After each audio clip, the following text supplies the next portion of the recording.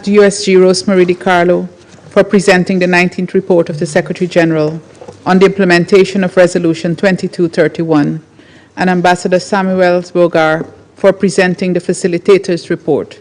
I also thank Ambassador Lambrinidis for his briefing.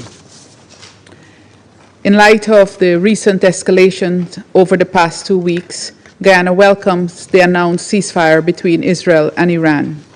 We reiterate our call for dialogue and a return to the negotiating table as the only way forward for a diplomatic solution, one that promotes regional and international peace and security.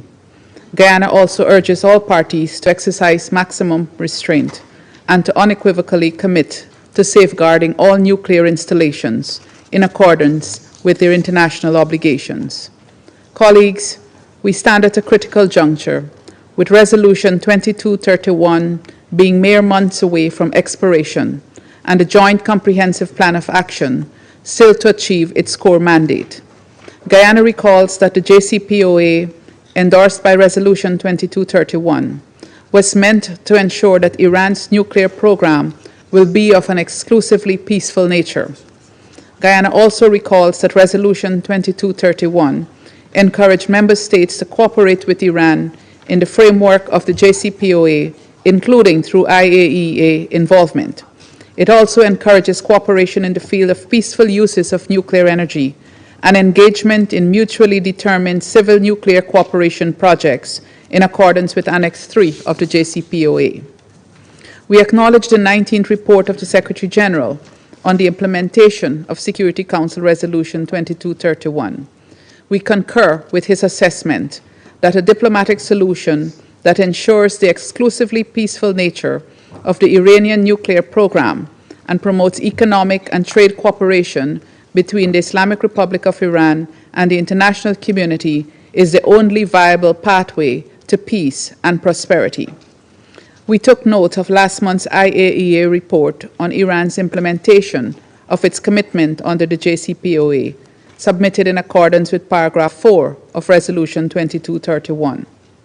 Notwithstanding the current circumstances, in fact, because of it, we encourage continued cooperation between the IAEA and Iran, including in addressing outstanding safeguards issues and in assessing the safety and security risks of the nuclear facilities.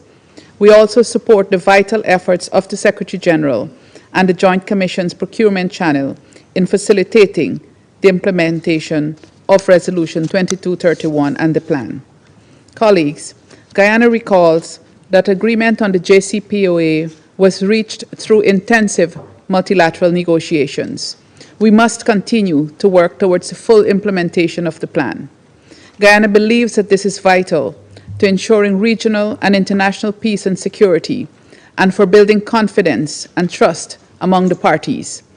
We therefore urge all participants to return to the plan and to engage in dialogue and diplomacy as a matter of urgency.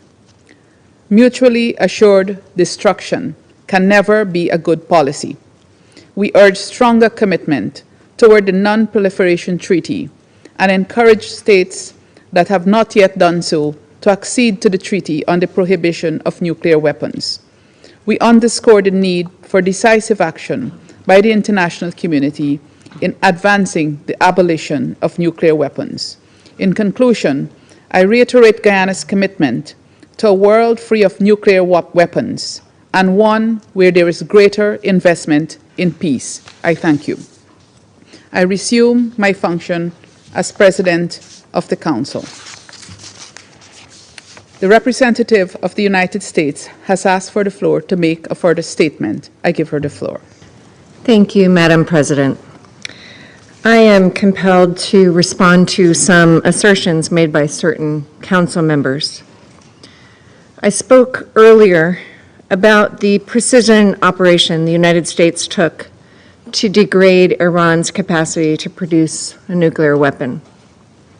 We did not take this action lightly, and we are confident that it is consistent with the inherent right of self-defense under the UN Charter.